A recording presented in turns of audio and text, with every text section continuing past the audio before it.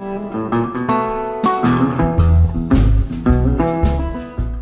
thing that's coming up very soon. So let me introduce you to you somebody that some of you may know. And so I want him to kind of share his story and his heart and his passion. As a guy that I've got a chance to get to know recently, and I've just been fascinated by his background, his history, and what he does. So if you would help me give a big EA welcome to Mr. John Ferguson. Coming up. There you go. Well, thanks for having me. I met Doug probably a couple weeks ago. A few weeks ago, yeah. Yeah, he asked if I would be willing to talk. Like, yeah, sometime in the future, and here I am, only 2 weeks later. Right. So most of you probably have a lot more experience in aviation than I do, but just wanted to share a little bit about my background and how I got into aviation. I grew up overseas. My parents were missionaries in Bolivia, South America, and so when I was 4, they were working in a village that was kind of like Old Dodge West. You know, there was about 2 cars in the whole village, and everybody else rode horses and were gunslingers.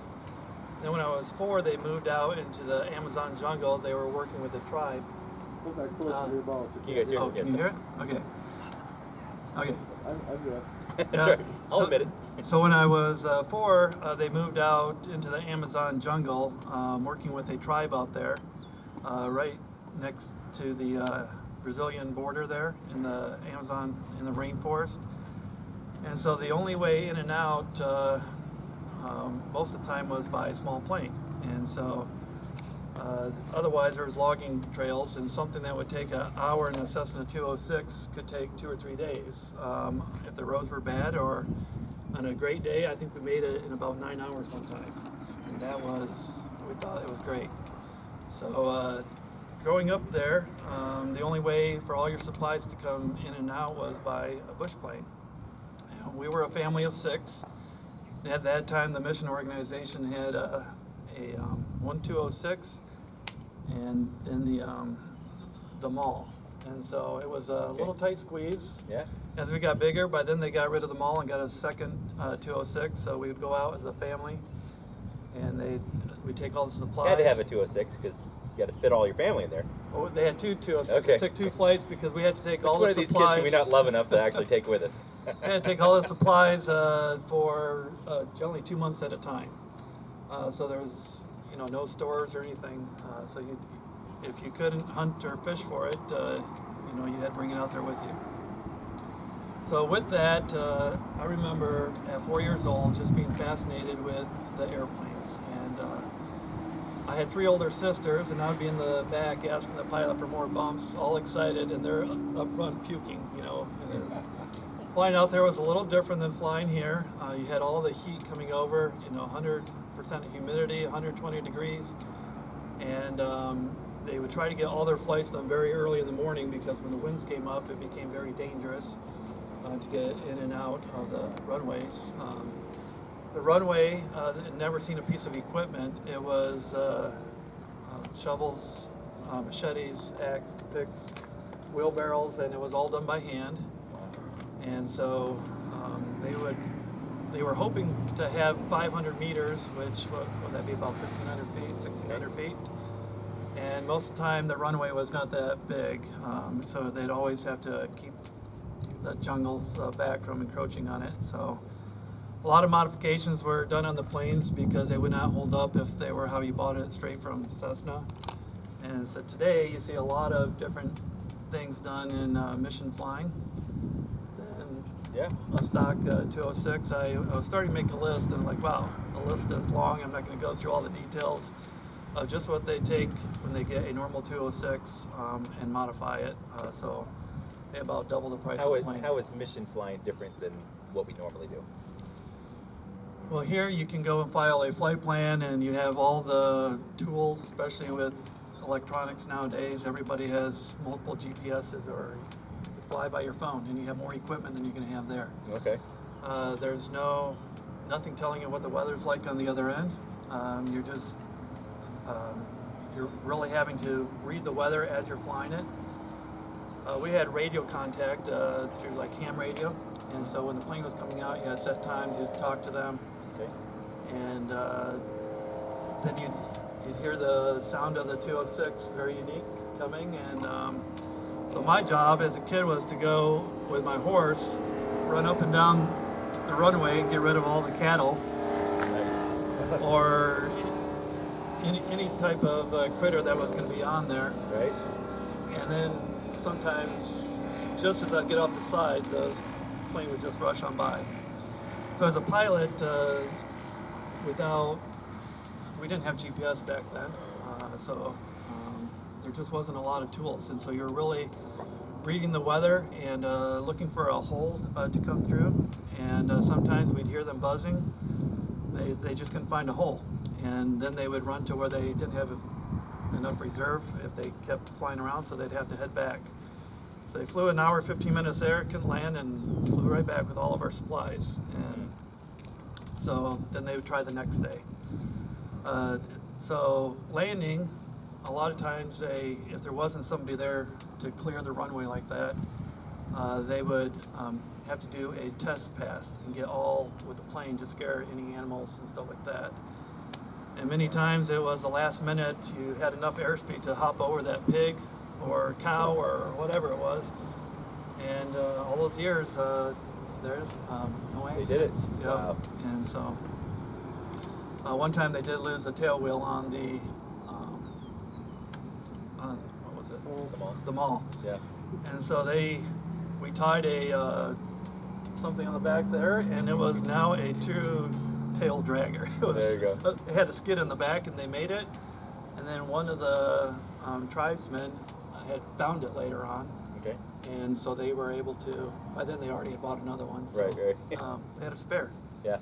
So a little bit different there. So you kind of have to be a mechanic too, to some degree. Yeah, all Creative missionary pilots have to be an AMP, so that's just part of the requirement. They service their own planes, have to fabricate parts till they can get parts. They try to keep all their planes consistent. So the favorite plane would be like the 206, would be the G model, Okay. where they didn't have the. That was last year before they stopped making them, and they started buying some of the newer ones, and then went back to the older planes because the newer ones didn't have as much useful load. And so they make, just with all the modifications, they lighten them up but make them stronger. Putting in extra stringers in the wings, putting flint tanks so that you get the gross increase, heavy duty landing gear, like the brown line tracks in it with also the cargo tie downs. Okay. You really have to tie down the cargo really well because the heat waves coming up over the jungles like that would just, Like bounce you around. if you weren't seated down and tied in well, you would hit your head. Goodness. So just a lot of rough weather. And so I have a passenger one time that still says he's got a lump in the top of his head for when we tried to fly to Chicago and got a little turbulence, but nothing like that stuff. So a lot of the runways they have, you can't do your run up. It has to be on the go because you'll just tear up the prop, and a lot of them are just gravel runways. A lot of the runways are one-way, one direction. Okay. So you're landing up a hill, and it's so short, and the hill's what helps you stop, and it's also what helps you take gives you off. momentum, you know. So it's a one-time shot. You have a go, no-go decision point. Okay. You go in, no matter what happens, you're landing. You got it. You're committed. Yeah. So. So how does your checklist? How are your checklists different? That was one thing that fascinated me about his checklist So yeah, box. Doug that saw he's got. the checklist box. I was going to bring it, and then I just left it there in the hangar. So each mission organization has their own checklist, but basically, when you're flying like that, you don't have time to be pulling out your checklist, the time to go through it all. And so they train you, and I've done some training for missions like this. So you have a flow. So you're starting at making sure your fuel's on both, cowl flaps open, and you have just your systematic flow that you go through, and then you can be as simple as just having maybe 7 or 8 spots that have an acronym, and you go through it and you just call it off. For your fuel, you say fuel's on both. I have 4 hours of fuel, and my caps are secured.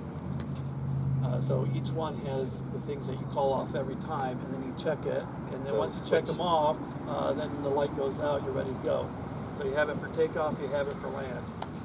And when you're having to taxi, do your run up while moving, holding the brakes, and do your checklist all at the same time, you don't have the liberty of having one of our checkmates that we had there. So, you know, that's a little bit different.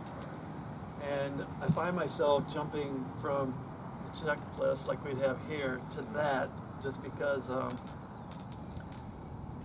you know, it's we have the liberty, we have the time, and everything's very calm like that before you take off. Gotcha. But on landing, if when you're in weather, it just makes it very convenient. It's just muscle memory. And then every time they will train you that before you take off, you're always calling a emergency, so that it's just muscle memory. You touch everything like you're walking through the emergency before every takeoff. You just call it out, and then you call out your at this many feet I have to be up at, or your abort point. If I lose an engine before this many feet, this is where I'm going to do. So you call it out every time at each runway, and they will have a more experienced pilot come in when they're going into a brand new runway that's been made by picks and shovels and stuff like that. They will do several passes. The first one, they're checking out the area, they're checking out the terrain, and they keep getting lower each time, and then they'll roll the wheels through it, and then finally they do the final land. Okay. And if you've ever gone on YouTube and watched some of these videos when they come in and open up a new runway in a third world country, like in Papua New Guinea or something, the tribes out there, they got all the chiefs out there, they got all their traditional garb and their feathers, you know, the hats, and they're doing a chant. They're so excited because for them, that's access to the rest of the world. Yeah. So for us, we take for granted just we can hop in a plane and go and fly around. But for them, that's access, which means medicine, supplies, education, and just everything that we take for granted here. And so it's they will work on that for years, and finally it gets opened up. And then also for the missionaries coming in, you know, sometimes it may be a very dangerous trek up over a mountain range with mules, pack mules. Gotcha. And it may take 2 weeks to get there. Mm-hmm. Something that could take 40 minutes in plane. Up and over. Yeah. Or flying down or going on a riverboat for several hours. Right. So it's definitely safer. And then with that, the missionaries are bringing more than just, you know, talking about Jesus and starting churches. They're also bringing a lot of other things to the communities. I've been able to take a lot of mission trips. I've gotten to do a little bit of flying, but most of the trips I've been taking has been doing construction. Okay.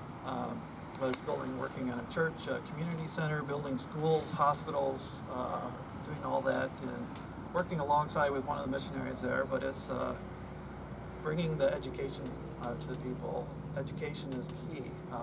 A lot of the countries, they will have class systems, and if they don't have that education or opportunity, they're stuck. Yeah. And so one of the biggest projects is just bringing clean water that reduces the disease for all these countries. So being able to go on those trips, you know, my job and work is to provide and do that stuff. And so when I'm having a bad day at work, I just got to think of the big picture and you know what we're doing. And so I enjoy that. In the meantime, I've gotten to use my business as a excuse to go fly. Yeah. And build my time, and also a little bit of a tax write-off. So It's been a good thing. Yeah. Anybody have questions? There you go. Where do you see the future in missions and aviation? Well, I've known since I was 4 years old when I grew up that I wanted to be a missionary pilot. So I guess I'm still growing up. Still growing up one day. There you go. We'll see. About 4 years ago, we actually had thought we had my share of the business sold, and so I was already a pilot. I didn't have my commercial license, but I had I was multi-instrument, and so they require you to be an AMP. So I went to a school that has an AMP program concentrated. They do it in 1 year, and they take people. First priority is people that are going into missions, and then they'll take people that just want to do it as a career too. But so I went there. Sale fell through. So I'm back here. There you go. In the meantime, I just decided, I was working a lot, and my general manager, I hired a general manager to take some of the load off, and she said, "You haven't taken a day off this year. You need to take 2 weeks off," and that about killed me. I can't sit and relax, so I decided, well, the only thing I'm lacking is my commercial license. So I decided, why not? So I studied, took that, and then I decided, well, maybe one of the mission organizations does the twin planes. So I went and got my multi-commercial last month. There you go. Gotcha. So, if the opportunity arises and we're able to do that, we'd like to do that as a family. We actually, 4 years ago, joined an organization, and then still friends of the organization, but they're waiting. Not as active. They're waiting for me to be there, and Be there. I think they've given up on me a little bit. There you go. Gotcha. You just got to keep moving forward. So Yep. that's awesome. But I There you go. appreciate you. There you go. We'll give him a big old round of applause. Definitely going to have him back again. Oh, go ahead. We got a question. What was the worst density altitude you ever saw flying in that, all that heat and humidity? Well, I was a kid then, so I wasn't paying attention to that. Didn't know any of that. What was the elevation you were at out in the rainforest? So in the rainforest, it was most of the time you're under 600 feet above sea level. But then my boarding school was up in the mountains, and so I was there. I went there first through 12th grade, and that was the school was at 5,500 feet in the valley, but you're clearing 10,000 foot mountains. So Bolivia actually has the highest, some of the highest things in the world. Highest navigable lake, Lake Titicaca, that it shares with Peru. The highest international airport, the highest capital, highest ski slopes. Holy cow. And then where my parents worked was just scorching hot Amazon jungle. So it's very diverse as a country. You mentioned being part of an organization. What was it? What is? The organization was UIM, United Indian Mission. So they work with First Nation people, Central America, U.S., out in some of the reservations, and then up in Canada in the reservations like that. But my parents were with South America Mission, and then I went to a New Tribes Mission boarding school. So I don't know if you've heard of any of those. New Tribes is pretty big. The other ones are very small organizations. Right. So we did consider, if you know any more mission organizations, most people would know MAF or JARS. So JARS is the one that makes, one of the guys was an engineer, and all the missions use it. It's for the seats because it can have some pretty hard landings, and somehow the design of the seat absorbs that. Will create out some of it. shock absorption. Yep, and then they put it on the ground line track. There you go. So every one of their planes is changed, and then they also put 7 seats in the 206. Nice. So There you go. got a lot of That's cool awesome. things on it. That's awesome. There you go. All right, we'll give him a round of applause. Thank you. Thank you, John. Thank you, John. So appreciate it. And if you Could have seen it. You could have seen it whenever he got his commercial license. Would have been up there, but that's what we get for coming out here during the day. Okay, so another thing is just also promoting with our club, making sure that we are trying to continue to do events that are family friendly. I want to encourage, as we start having these events and the club meetings, just bring your family, bring your, and like I said, we'll have food, we'll have things for them to do.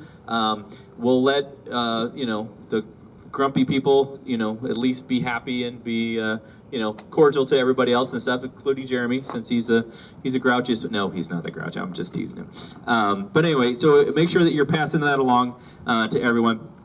And so what I wanted to do is also we got a kind of a cool treat tonight, is because we also have another someone's going to share with us, and somebody who I get to share a little bit of just a tiny little fraction of just being the right place, right time, and introduced him that kind of helped move things along. I'm going to introduce you to a friend of mine who, a long time ago, he hurt his back, and next thing you know, he said, I got an email, I think, from him saying, hey, any jobs that somebody that could do this and has got a bad back could do? And I had just changed careers from being a doctor to being a financial advisor, and I thought, hey, I can do this. And so I invited him to come on board. And then next thing you know, two things happened. Our company was looking for agents over in Hawaii. And then I said, well, if you're going to Hawaii, let me introduce you to a client of mine.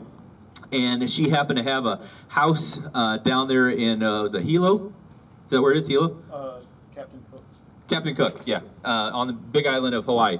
So the great thing about it is then, so he goes out there for this. He also got hired at Mukulele Airlines, and next thing you know, and she's like, hey, while you're out there, stay in her place, you know, get to keep an eye on things and stuff. So it was just kind of a nice thing that you were able to help do a little segment of the pieces. But I wanted you to be able to meet a friend of mine who has gone all the way from, you know, very early days and different experiment. If you can see the picture, I got some experimentals that he's had over the years, and then all the way up through now as a captain, airline transport pilot. And so, if you would give him a big EAA welcome to Captain Dave Madden coming up.